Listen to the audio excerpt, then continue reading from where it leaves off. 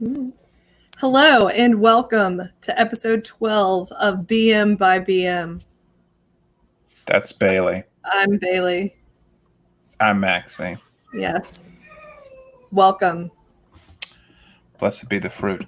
Mhm. This evening we turn our attention to a book by Margaret Atwood, and a current television series titled The Handmaid's Tale. True. This story is about a near future society in the United States in which Civil War, I guess. So there's been a remaking of. It's no longer the United States. The country is called Gilead. It is a theocracy. So everything is based on very strict and very weird interpretations of the Bible. Is that an analysis? Is weird an analytical review of their reality? Well, as I tweeted to you earlier this week, it's easy to find scripture to back up what you want to do.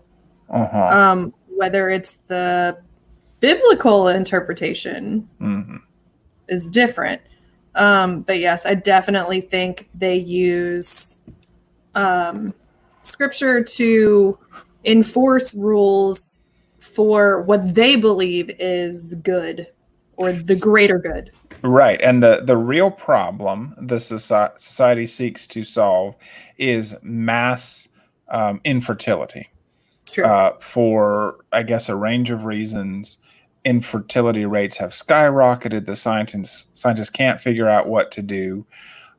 So essentially, there is the society is set up in a way that every young woman of childbearing age that is fertile is required to serve as a handmaid, who is placed with a powerful man. Basically, they're all highly placed in the society, who is always married to an infertile woman, and there is a ritual attempt to impregnate the woman every month. So using the wife as well. Oh yeah. The wife is part of the ceremony, and quite a bit of scripture involved in this. So I think called it a ritual. So this is clearly rape, clearly essential enslavement of the young women. Yes. But then there are other very specific roles in the society, such as the housekeepers, would you say? Right. Carry it on. Go with it. So, well, interestingly enough, the handmaids, they're just handmaids. They're not named after, I think Belia is the name of the handmaid. Bilhah. Bilhah is the name of the handmaid that they have in the Bible. So there is a name, but they're not given a name as a group of people. However, the Marthas are given an identity based on someone in the Bible. Yes. So the Marthas are named after Martha, who was the sister of Mary, who in the New Testament. True, who made herself busy preparing the house, preparing food, taking care of guests, hospitality. Right. So the Marthas in the series and in the book are the ones who cook. They're known for making bread. They do a lot around the house, but then they also have their own network of intelligence, so to speak. Right. They know things that go on. And so Marthas are, I guess, women who are single and they're not able to have any relationship. Right. Well, not just that they're infertile, but also that they can't have a romantic relationship with anyone. Correct. Not permitted. So you were correct in saying that. So there's a category name for all housekeepers, which is you're a Martha or our Martha. There are other named, essentially, positions within the society. So all of the ruling class men are commanders. So it's commander followed by their last name. And you're correct. The handmaids have a title, but not a name, except the individual handmaids do have a name. Elaborate.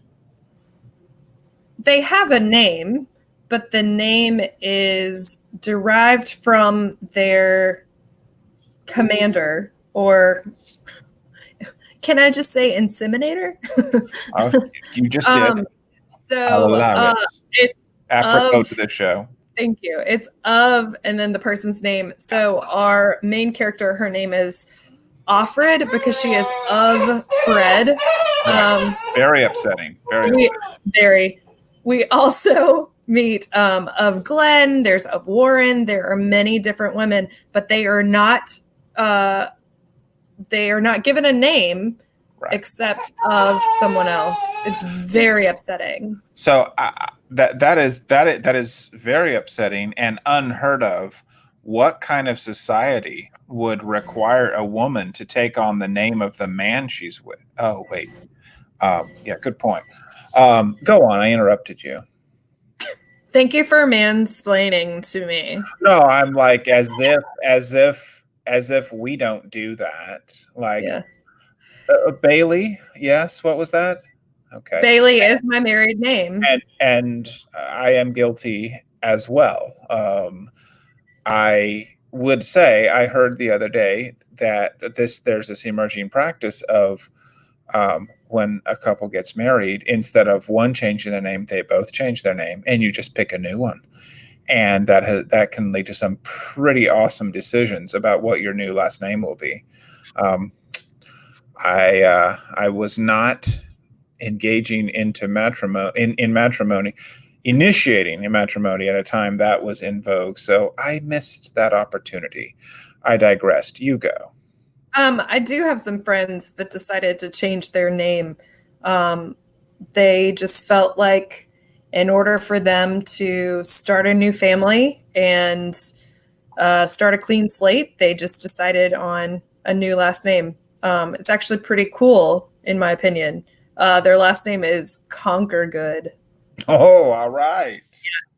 Yeah. So yes, that is something that women have to deal with when we get married. It's also very interesting. So in order for me to change my name once I got married, we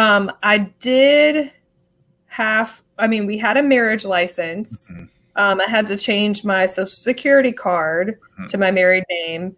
And then I had to pay to get a new driver's license with my new name on it. But the men never have to do any of that, except for the marriage license, unless they're a polygamist. Anyway. Right. So going back to A Handmaid's Tale. Right. So these women who are handmaids, they have no choice. They're forced to be a handmaid. And the thing is that the series and the book portrays very well is that this is in the recent future. Like the handmaids remember life before Gilead. They remember what life used to be like and then what it is now. So recent enough that Offred, the main character, recalls being separated from her child, who is still 10 maybe at the time of the show. So it has been at most 5 or 6 years. So that to me is a very interesting part of this. I have not read the book, but a part of the show is here is a society that has wholly changed, that appears to be, of course, aside from the resistance that is in the story, an entire society committed to this course of action. And these are adults, and all these adults remember life before it. Some of these folks are well advanced in age, let alone the young women and the young men who, this is just a few years earlier, had been living essentially the lives, the present that as we know it. So it's really interesting to me, particularly to see the individuals in the society who make no resistance to what is happening, such as the aunts. These are the women who enact the training and discipline of the handmaids in particular, which is severe in the extreme, and when extreme measures are required, up to and including the execution, the brutal. For example, stoning is one of the means of punishment that is enacted in this near future society. So just that, I mean, to me, that was a gripping, disturbing part of this. Is, as we've discussed in other shows, let's not pretend like this couldn't be us. Like there's just no way. Right. Yes way. In the show, she does a good job of saying, like, we didn't put up a fight when they dissolved Congress, when they said that there were terrorists, and basically it's kind of like the Patriot Act, like wartime is declared. Right. It's very interesting too. In the series, they froze all of the female bank accounts. Right. So if someone had an F, it was frozen. And so then June and Moira are talking. Moira, her friend, are talking, and Moira says, well, all the money is going to go to your husband, Luke.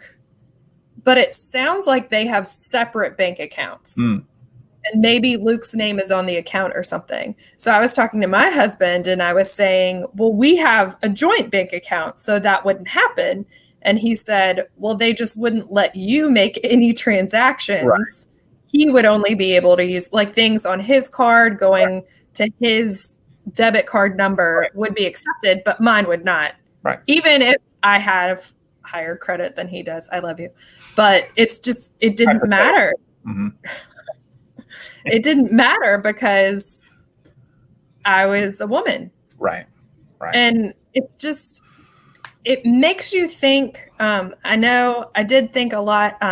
In one of the episodes, they have a march to protest after all of the women are fired from all of their jobs. And even June and Moira are jogging one day, not that scantily clad.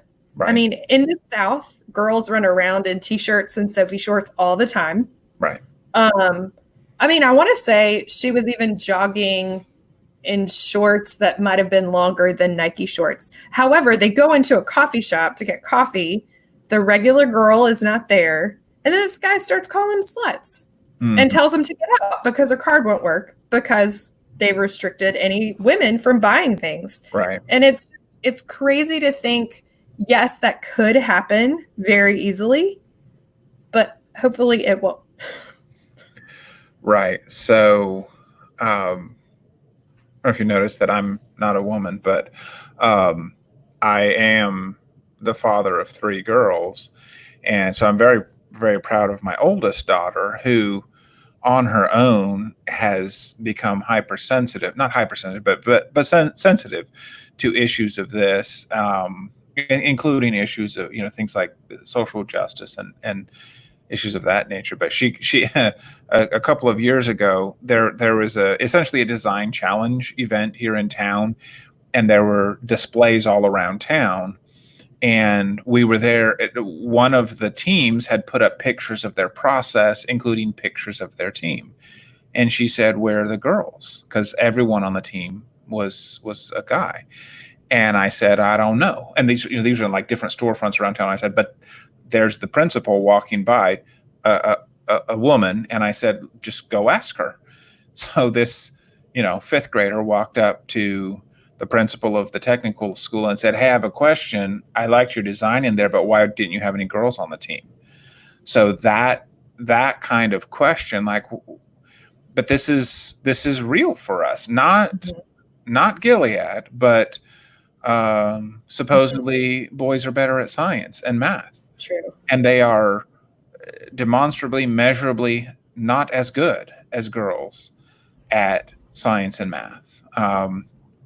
So it's interesting to me how this show, for me, takes these issues to the nth degree.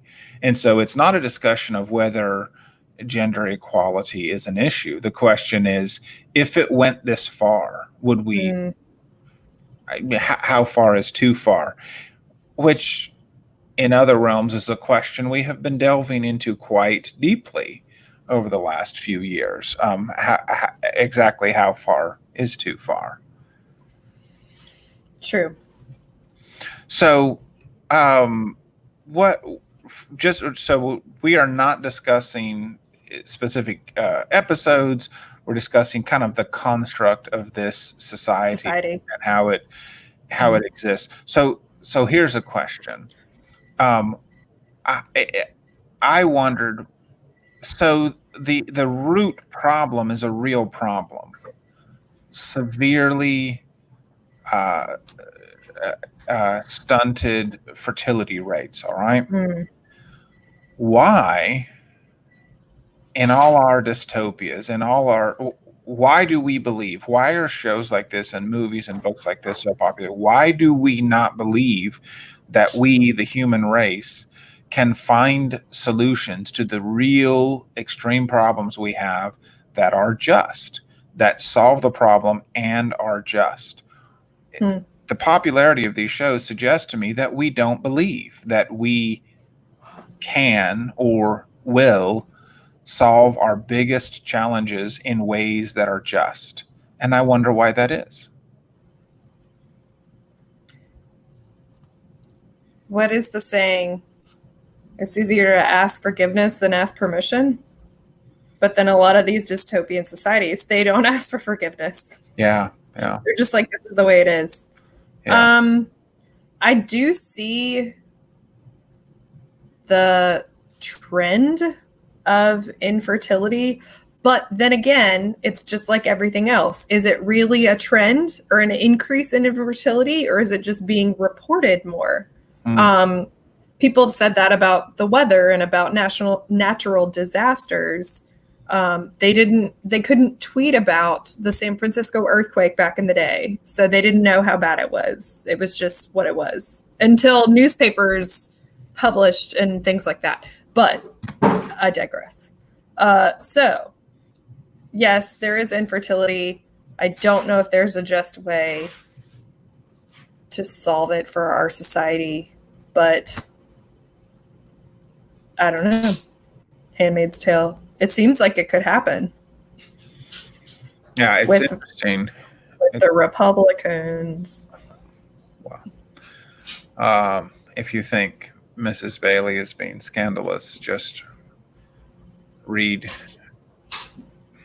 The Onion. It's basically a reputable news source these days. Cannot stay far enough ahead. Here's the a takeaway for me as we close in on the amount of time we usually spend. So for me, I take this as well as an opportunity to be reflective for me, to say, what then ought I to do? Because for me, no one is offering me the opportunity to help, unmake our current government and start over as Gilead. Although I do think that if there is a second civil war and a separation, I don't know that I buy that DC and the North will be the seat of government of that. I think you and I reside in the area that is much more likely to have that distinction, and we can get into that another day. But here's what I was saying. What should this mean for me? I didn't live 100 years ago, or many hundreds of years ago, when these wheels began turning, but that's no excuse for me. What role do I play in unmaking this gender inequality that I see around me? And that's what I take this. That's part of what I take from this is, what should this mean for me, and what reflection and action should this drive me towards? I think that's a really good takeaway. I do work at an all-girls school. I see a lot of young women who have a drive, have a desire, and they also have resources to enable them to be change makers in very competitive fields. So I think part of my takeaway is that, I already have a population that I can build into, build up, encourage to change the future and make sure that they're heard, so that Gilead won't happen. Yeah. By the way, one more little piece. One of the other. No, go ahead. One of the things that I took away from the show is that the ants truly believe what they're doing is God's work, but they also seem to have some sort of understanding of right and wrong. It was really emotional for me. It was really evocative, I guess, for me, because there was a banquet where they were meeting with a diplomatic group from Mexico, and in Gilead, if you break the rules, like they can take out your eye. If you're caught reading, they'll cut off your finger. They can cut off your arm. They can cut off your legs, whatever, if you break the rules. Well, Aunt Lydia was sticking up for some of the girls who were considered damaged because they had been through punishment, which she says is for good. And she sticks up for the handmaids and promises one girl that she'll get a whole tray of dessert. Like that was a tiny blip of compassion, which you had not seen from this woman from the first episode. And so it's just, that's completely, it's like it doesn't register with all of her other behavior. Right. And yet she still believes that these women are worthy in some aspect because they're populating the future. I don't know. That was crazy. So one more little piece of political commentary is, I notice the success that women who serve as heads of state are having around the world right now. One example is the president of, I want to say Australia. New Zealand, thank you.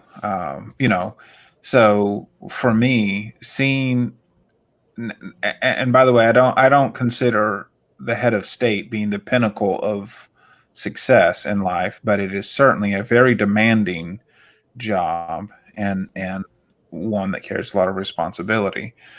So I have to say that for me, in spite of all the things that makes living today and raising children today very frightening and distressing, that change, that that arc of change that it is still a bit remarkable, but no longer significantly remarkable to notice women in places of power, and I would say unsurprisingly doing better at those jobs than the men who preceded them. So for my children, I'm happy to be raising them at a time where they can look to concrete examples of it's not a hypothetical that you can be president one day, or a professor, or a CEO, or one of my children wants to own her own beauty salon. I'm like, you know what? That sounds exactly perfect for you. And I think that's exactly what you can do. And I'm behind you all the way. And if you fall off the wagon and get a PhD instead, I'll still love you. That kind of thing. So that's just a little aside. Tell the people what they can look forward to on Tuesday evening, friend. I do not know. Oh, that's fine. It's Blade Runner. Blade Runner. Yes, and just we haven't discussed this, so let's do this right here on air. We are talking about the original, right? 1982. Correct. 1982. So don't be silly, people. Don't be trying to watch all these newfangled films and the spin-offs or whatever. Blade Runner, the original. And so you have that forward to... I have the words. I have all the words. They don't come out in the correct order sometimes. We will be discussing Blade Runner on Tuesday, May 5th at 8 p.m. Oh, Cinco de Mayo. Right? And guess what day of the week it is? It's Taco Tuesday. And guess who's in Blade Runner? Edward James Olmos. Yay! Selena's dad. All right. In the movie, not in real life. I may have to find stand and deliver attire, some good attire to wear to that thing. What does a Blade Runner Taco Tuesday outfit look like exactly? Seems like a trench coat with a sombrero or something like that. Maybe. I don't know. Maybe some like Daryl Hannah makeup, like white and black eyes, like look like a raccoon. Yeah. Real quick, there's someone in town who has these signs up advertising. There's one really big sign that says face masks, but then there's another one that says face marks. So maybe that's what I need for this costume, is a face mark for Cinco de Mayo to celebrate Blade Runner. We're getting silly. We better wrap this up. Y'all stay safe. Do it. Bye.